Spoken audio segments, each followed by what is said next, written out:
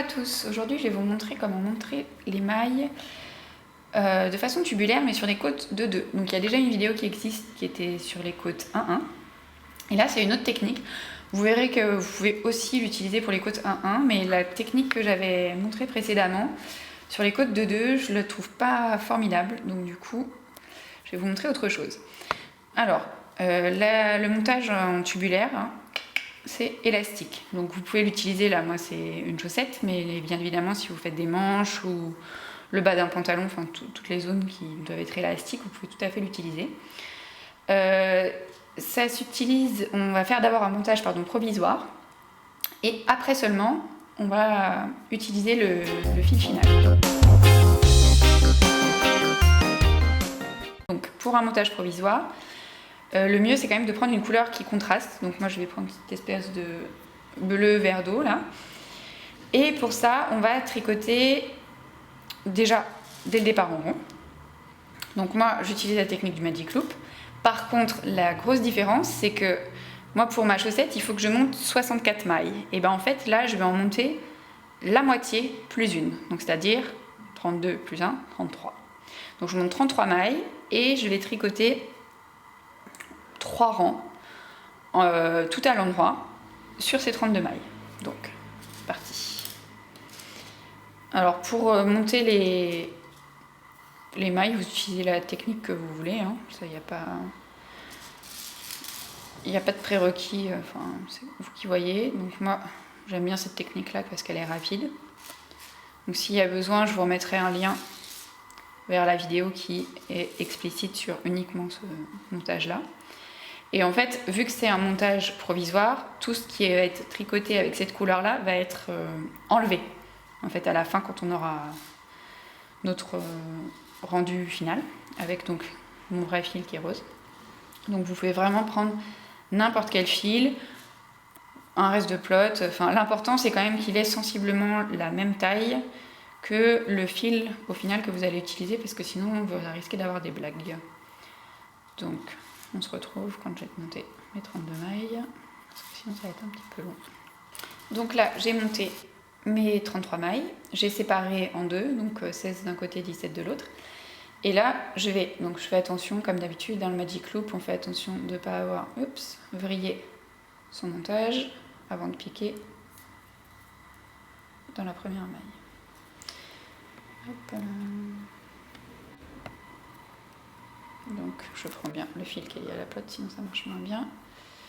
Je serre correctement ma première maille. Et donc là, on va faire environ 3 rangs. 3 c'est bien je trouve. Tout à l'endroit. Donc en fait, vous pouvez... Dans l'absolu, on pourrait faire qu'un seul rang.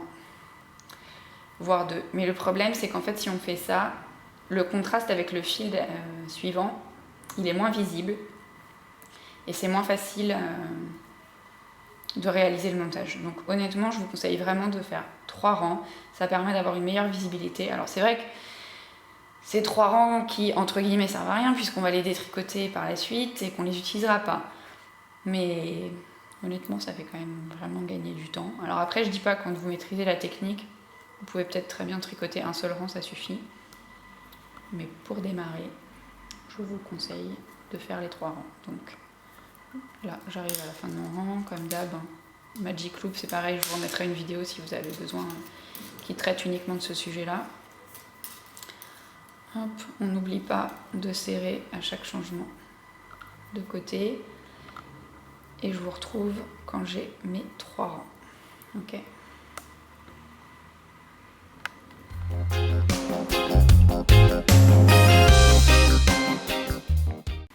Donc là, j'ai terminé de tricoter mes 3 rangs avec mon fil qui sert à rien, on va l'appeler comme ça. Et là, j'attaque les choses sérieuses avec le vrai fil qui va vraiment être utilisé pour la chaussette. Donc, j'attrape mon fil. Le principe pour le moment, c'est qu'on va tricoter 2 rangs à l'envers. Donc un rang avec toutes les mailles en vert normales, et le deuxième rang, vu qu'on a une maille de trop en fait, parce que tout à l'heure on va doubler les mailles, et ce que je vous disais au départ, c'est que mon patron me demande de monter 64 mailles. Sauf que 33 x 2, ça fait pas 64, hein, ça n'ira pas. Donc en fait, sur le dernier rang en vert, les 2 dernières mailles, on va les tricoter ensemble. Donc tout à l'heure, quand je vous disais que j'avais séparé mes mailles en deux, j'en ai mis 16 d'un côté et 17 de l'autre. Comme ça, quand je ferai les deux ensemble à la fin, j'aurai 16 et 16. Donc en fait, ça permet d'avoir un ouvrage qui soit relativement lâche.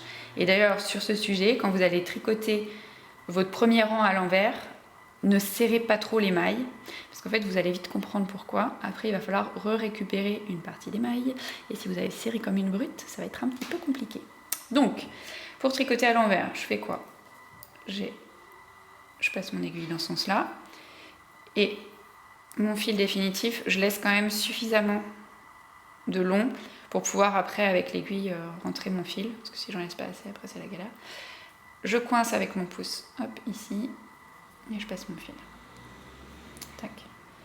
Donc je vais faire comme ça 2 rangs à l'envers, en n'oubliant pas que sur le deuxième rang, je tricote les 2 mailles ensemble.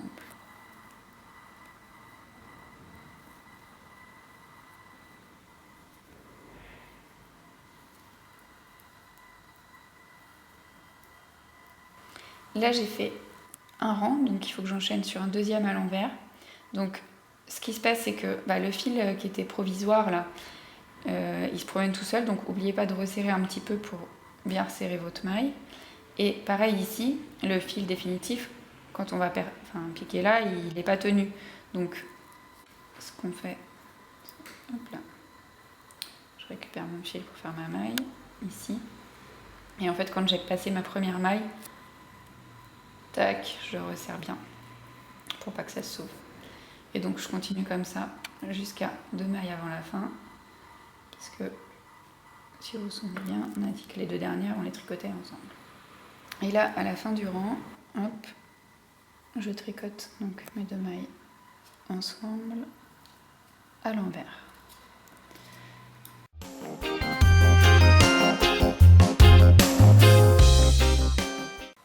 Donc maintenant, les choses sérieuses commencent. C'est là qu'on va attaquer la véritable intérêt du montage tubulaire, parce que, comme vous avez pu le voir, on n'a pas du tout le bon nombre de mailles, il va falloir le doubler. En plus, on n'a pas du tout des côtes de 2, c'est n'importe quoi.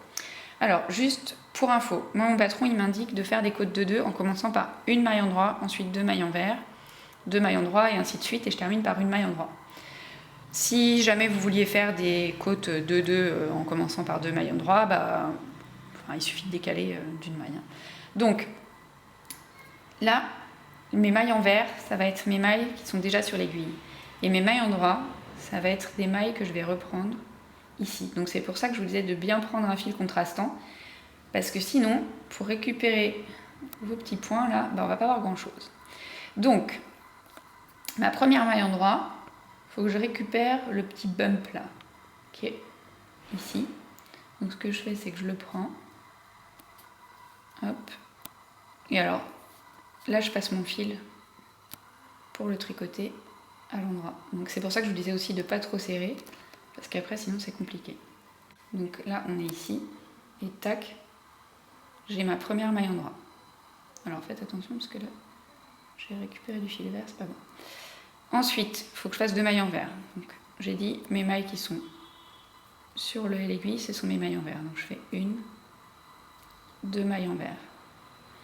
Et là, il faut que je fasse 2 mailles en droit. Mes mailles en droit, ce sont lesquelles? Celles qui sont à récupérer. Donc je récupère une maille, je passe mon fil, et en fait je fais passer cette maille récupérée, hop, comme ceci, par-dessus. Donc là j'en ai une, et qu'il faut que je récupère la deuxième. Donc vous voyez, le fil, il a tendance à vraiment se tendre, parce que c'est serré, donc c'est pour ça que vraiment, moi j'ai tendance à tricoter serré. Il faut vraiment tricoter lâche pour ce coup-là. Donc je passe mon fil, parce que là ma maille elle n'est pas tricotée, et je vais aller passer la maille que je viens de récupérer par-dessus mon fil. Et ensuite, 2 mailles en vert, donc c'est mes mailles qui sont déjà sur l'aiguille, ça c'est plus classique. Oups, donc vous voyez, c'est serré, Hop, une maille. et 2 mailles. Et du coup, vous allez procéder ainsi, en relevant systématiquement 2 mailles endroit, en tricotant sur l'aiguille 2 mailles envers, je relève 2 mailles endroit et ainsi de suite jusqu'à la fin où vous aurez votre nombre de mailles. Mais vous verrez, c'est pas tout à fait fini. Donc là, j'ai terminé de reprendre les mailles. En fait, ce que je reprenais, c'était les mailles du premier rang tricotées à l'envers en rose. Donc là, j'ai terminé de part et d'autre. Alors vous voyez ça et vous vous dites, elle est mignonne, elle. Enfin, bon, le montage élastique où on passe le pied, comment dire. Faites-moi confiance. Faites-moi confiance, ça arrive. En fait, c'est au moment où on va détricoter le fil bleu là que le montage élastique va se révéler. Alors, encore une fois, vous pourriez tout à fait défaire à partir de ce rang-là. Moi, je préfère tricoter un rang encore de côte avant de passer au démontage. Je trouve que l'ouvrage est plus stable quand on va le démonter. Donc, naturellement, je respecte mon patron, une maille endroit en premier, après 2 mailles envers et ainsi de suite. Et quand j'ai fini de tricoter le rang, cette fois-ci, on passe au détricotage du rang du dessous pour révéler le montage.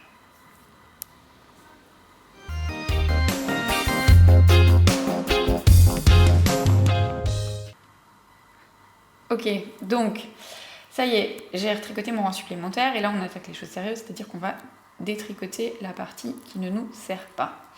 Alors si contrairement à moi vous n'aviez pas encore coupé le fil qui est lié à la pelote, hop, c'est le moment de le faire. Alors, ici, donc ce fil-là, on n'y touche pas.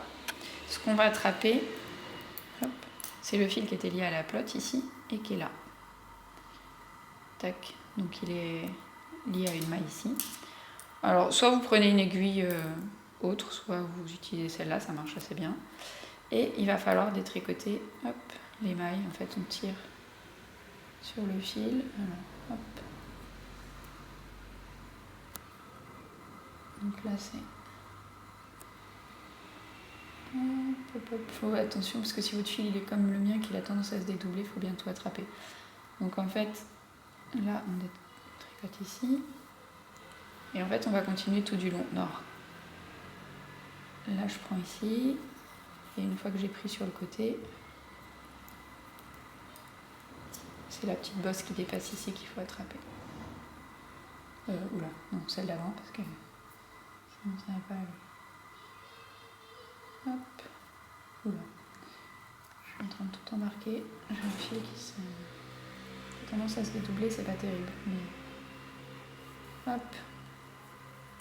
Donc c'est un petit peu fastidieux, mais moi je préfère ça. Enfin après, les gens un peu aventureux coupent le fil avec des petits ciseaux. Moi perso, je préfère y aller doucement mais sûrement. Et du coup, je détricote. Oh là là, je fais n'importe quoi. C'est pas très joli. Hein. Enfin, je détricote au fur et à mesure. Hop. Mon fil. Je l'ai un peu massacré, hein, on va dire. On voit plus très bien, mais du coup, il est là.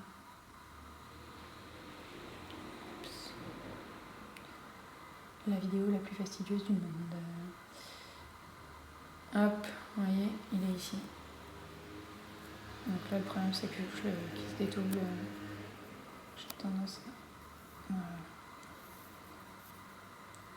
Donc après, ce que vous pouvez faire quand il est trop long, hop, vous y coupez, hein, ça évite. C'est pareil, celui qui était le fil de montage, là, hein, si vous embête, on vire. Hein. De toute façon, on n'en a pas besoin. Et puis du coup, ça va plus vite à détricoter. Tac, ici. Hop.